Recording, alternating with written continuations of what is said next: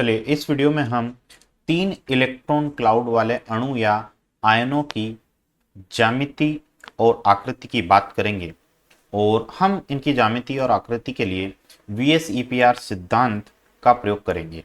तो सबसे पहले हमारे पास BF3 अणु है, बोरोन ट्राइफ्लोराइड। इसकी हम सबसे पहले लुईस बिंदु संरचना बनाएंगे, जिसके लिए हमें कुल संयोजकता इलेक्ट्रॉनों की आवश्यकता होगी।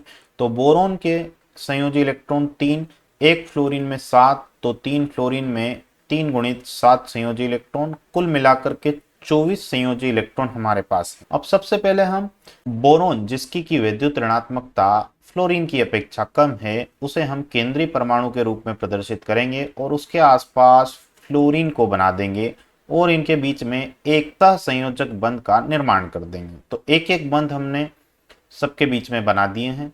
क्योंकि एक बंध में 2 इलेक्ट्रॉन उपस्थित होते हैं, इसका अर्थ यह हुआ कि हम इन 24 इलेक्ट्रॉनों में से 6 इलेक्ट्रॉन को प्रदर्शित कर चुके हैं। अब हमारे पास जो 18 इलेक्ट्रॉन बचे, उनको हमने इन फ्लोरीन के ऊपर समान रूप से वितरित कर दिया। 6 इलेक्ट्रॉन मैंने तीनों फ्लोरीन के ऊपर बना दिए। तो इस तरह से हमने फ्लोरीन परमाणुओं के अष्टक पूरे कर दिए हैं। आप देख सकते हैं फ्लोरीन के पास 1 2 3 4 5 6 7 और 8 इलेक्ट्रॉन हो गए हैं। तीनों फ्लोरीन का अष्टक पूरा हो गया। बोरोन की अगर बात करें तो बोरोन का फॉर्मल आवेश यहाँ पर 0 हो गया है। 3 इलेक्ट्रॉन मुक्त अवस्था में होते हैं और 3 इलेक्ट्रॉन हमने यहाँ पर बोरोन के आसपास बनाए हैं लुईस संरचना में। तो कुछ इस तरह से यह इलेक्ट्रॉन क्लाउड आपके सामने दिखाई देता है। इलेक्ट्रॉन क्लाउड का अर्थ है यह इलेक्ट्रॉन का क्षेत्र जो बोरोन और फ्लोरीन के मध्य में बना हुआ है, इसे हम इलेक्ट्रॉन क्लाउड बोल रहे हैं।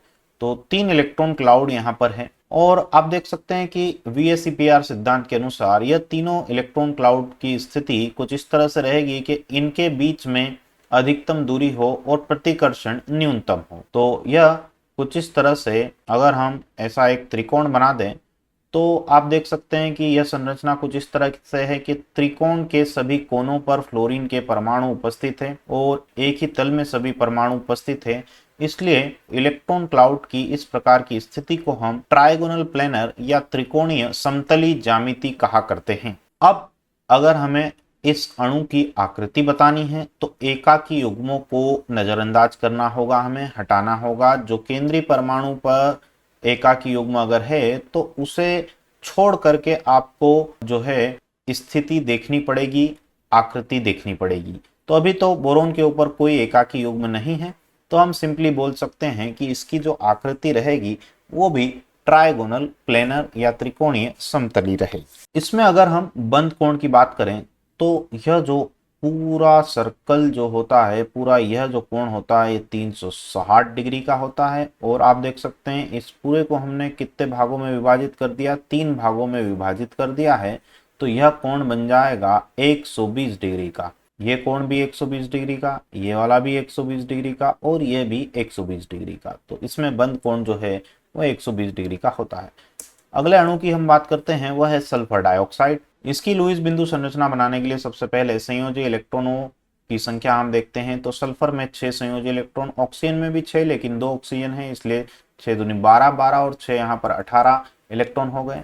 अब बीच में हमने कम वैद्युत ऋणी तत्व सल्फर को रखा और ऑक्सीजन के साथ एक एक बॉन्ड बना दिए। तो 4 इलेक्ट्रॉन हमने यहाँ पर बना दिए हैं। बचे हुए 14 इलेक्ट्रॉनों को हम अब बचे हुए जो भी तत्व हैं उनके ऊपर एकाकी युग्मों के रूप में इन इलेक्ट्रॉनों को वितरित करते हैं। तो 3 एकाकी युग्म दोनों ऑक्सीजन पे बना दिए, तो 12 इलेक्ट्रॉन ये हो गए और 2 जो इलेक्ट्रॉन बचे उन्हें हमने केंद्रीय परमाणु सल्फर के ऊपर लगा दिया है। अब अगर आप यहाँ पर देखते हैं तो दोनों ऑक्सीजन के अष्टक पूरे हो चुके हैं। सल्फर की अगर बात करें तो सल्फर को चेक करते हैं क्या इसके ऊपर फॉर्मल आवेश 0 है।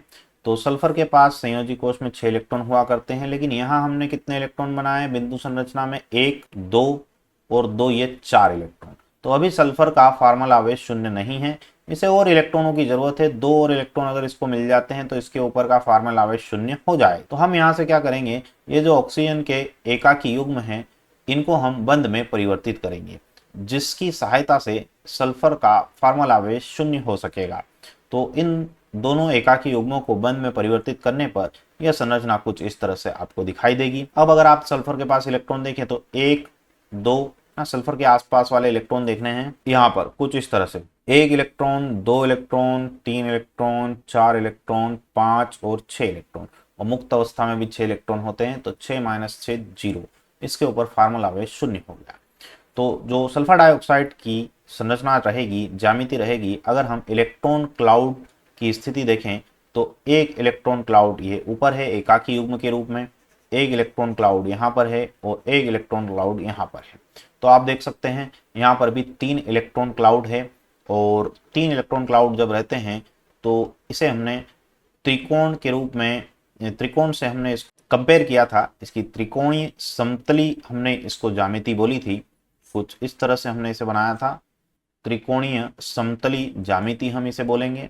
और अगर हमें यहाँ पर आकृति की बात करनी है तो आप देखें सल्फर के पास में एक एकाकी युग्म है और सल्फर ने इस तरह से ऑक्सीजन के साथ में 2 बंध बनाए हुए हैं। जब आपको आकृति देखनी होती है तो हमने जो स्टेप्स लिखे थे उसमें सबसे आखिरी वाला स्टेप था केंद्रीय परमाणु के ऊपर उपस्थित एकाकी युग्मों को आपको नजरअंदाज करना है।